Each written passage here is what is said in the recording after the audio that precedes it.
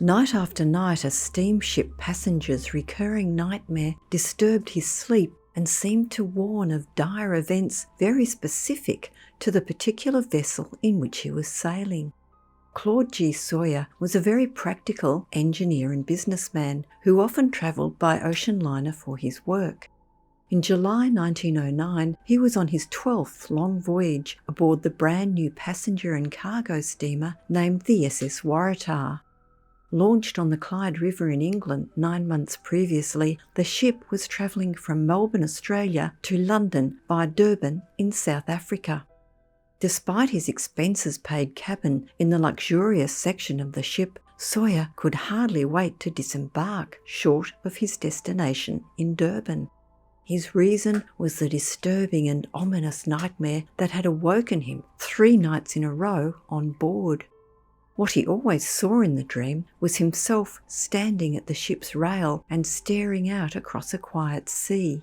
Suddenly the water's surface would part, and there arose from it the bizarre figure of a medieval knight in armour which was stained with blood. The knight would also be clutching a blood-stained cloth in one hand, while the other held high his massive drawn sword. Every time, the dream would end with the same terrifying climax. Before the figure would sink beneath the waves, it would silently, in his direction, mouth the same word repeated over and over: Waratah, Waratah. The syllables were quite distinct to Sawyer, who, after watching the night vanish, would awake terrified and have to calm himself down. After 3 nights of the disturbing nightmare and finally even fear of falling asleep, Sawyer decided to disembark at Durban and find another ship to take him the rest of his way home to London. It was with some amusement that his fellow passengers watched him descend the gangway at Durban. Several of them had informed the ship's master, Captain Josiah Ilbery, of Sawyer's account of the spectral night. As a Commodore of the Blue Anchor Line with 40 years sea service in steam and sail, he had balked at their reports and decided that Sawyer must be warned not to spread fear and panic amongst the other travellers. Sawyer had decided to do more than that and simply jumped ship.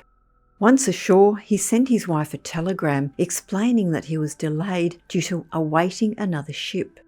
Not wanting to scare her by revealing his apparition, the reason he gave was that, in his scientific opinion, the Waratah was top-heavy.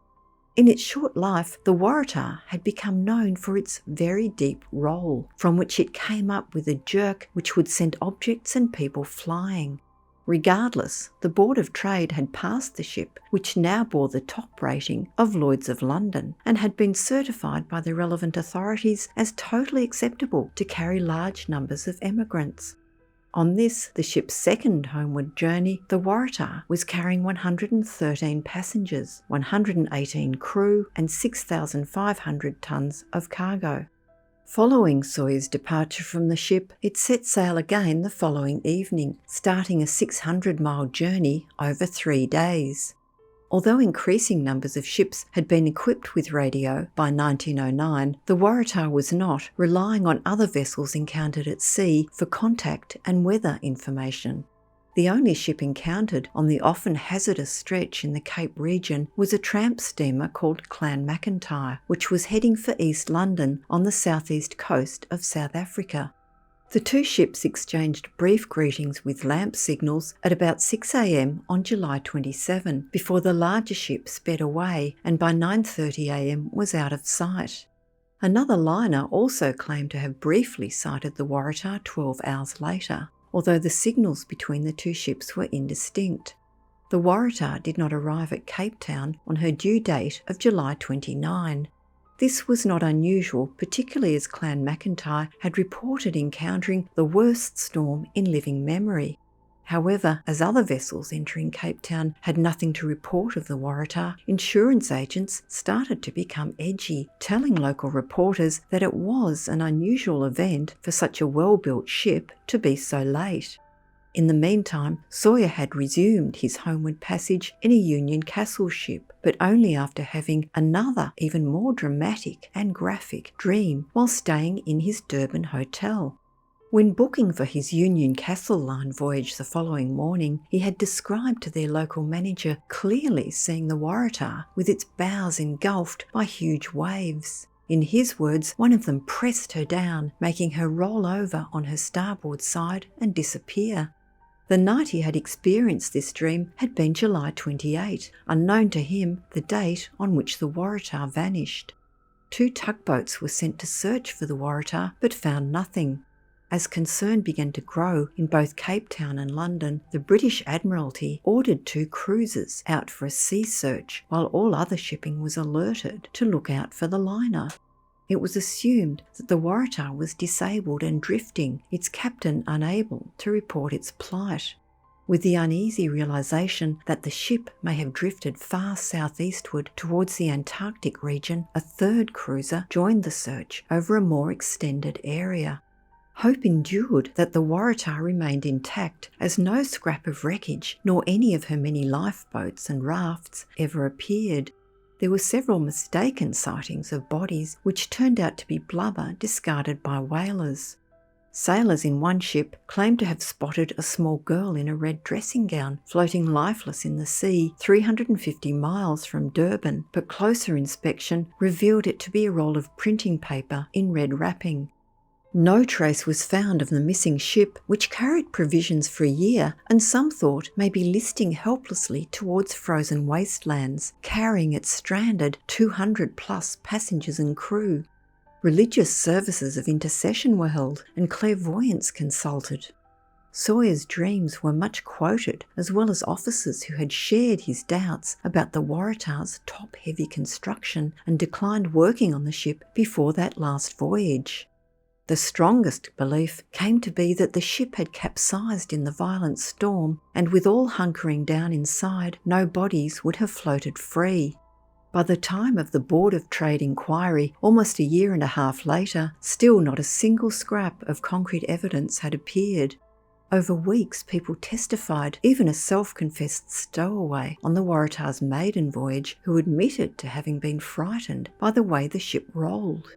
Amidst claims of bad design, poor workmanship, improper loading and foul weather, there were an equal number of expert witnesses who insisted that the Waratah had been an excellent ship. After relating his dreams at the inquiry, Sawyer was congratulated by the court for coming forward at the risk of exposing himself to widespread mockery. The findings, brought down in February 1911, were that the Waratah had capsized suddenly in exceptional gale and been lost with all on board. Years later, a possible sighting, which was not disclosed to the inquiry at the time, was by Edward Joe Conker, a Cape-mounted rifleman. On July 28, 1909, he was posted to carry out military exercises on the banks of the mouth of the Sawyer River. He had later written in his diary that he and a colleague had observed through a telescope a steamship which matched the description of the Waratah.